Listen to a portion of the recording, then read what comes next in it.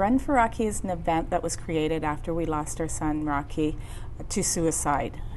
Rocky was very vocal with us as a family on what he saw as the needs in communities, in schools, the places he didn't always feel supported. He was supported in his home, but told us his high school years were the hardest years of schooling for him.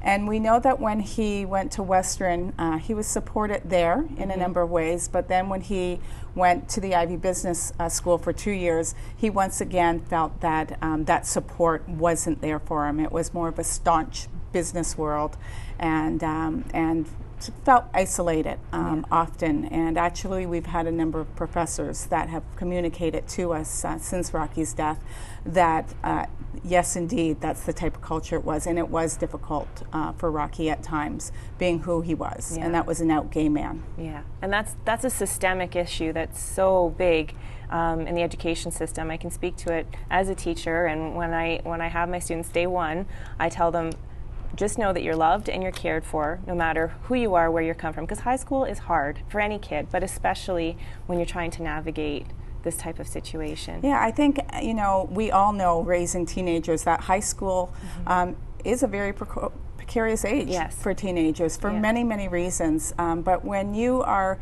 coming to grips with your sexuality and your gender, that is a whole nother road to travel through those high school years. Yeah. So Run for Rocky is an event in honor of him, and what does it entail? What does it involve? So Run for Rocky is a run or walk that we created in Rocky's memory. He, although always said he didn't like to run, was a very good runner, and he had run in the 3 previous Pride runs in Toronto. The final one in the June before he passed away, he raised the 3rd most amount of funds in all of Toronto in the Pride run, and was quite proud of that, and actually won an award for that. But he also did a lot of work within the University of Western Ontario during his days there as a student, with helping LGBTQ students through their journeys, and a lot of them not being able to go home or let their parents know they had a partner of the same sex. So Rocky was a real advocate for that. He worked in the Pride Library as well at Western.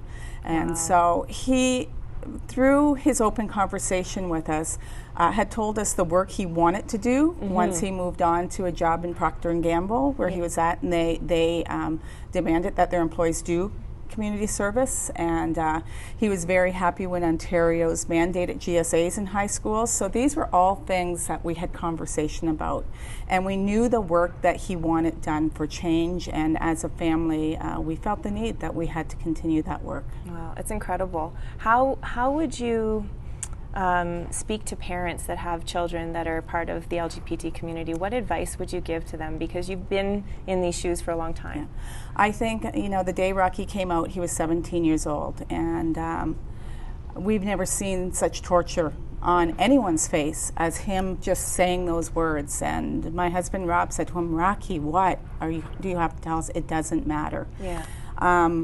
And when he told us, you could see the relief. And as a family from day one, we picked up and we told our other children who Rocky was, and that we would accept Rocky for who he was, as well as his friends, as well as the man he may marry one day would be a brother-in-law to them, just like a sister-in-law would have been. Yeah. So from day one, we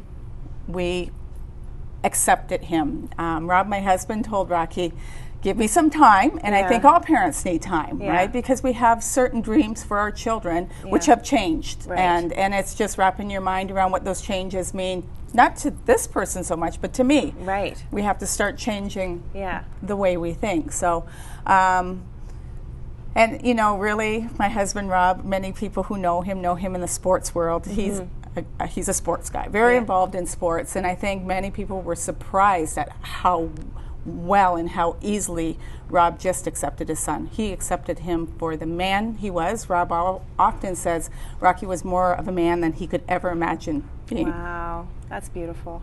I still remember I had a student who shared that with me, and I was the first trusted adult that they were willing to share that story with, and it was so emotional, and I felt so privileged that they felt comfortable to do that. And at the end of the conversation, the student says, "Well, Miss, what do you think of me?" I said, I still think you're wonderful. It doesn't change a thing in my perspective. Like, you're still this wonderful student that I love and care for, and let's move on. Like, let's keep going to the next thing. I knew it was a heavy burden, but Yes. I needed that student to know that their confidence was trusted and that they were still wonderful. I think as parents, we need to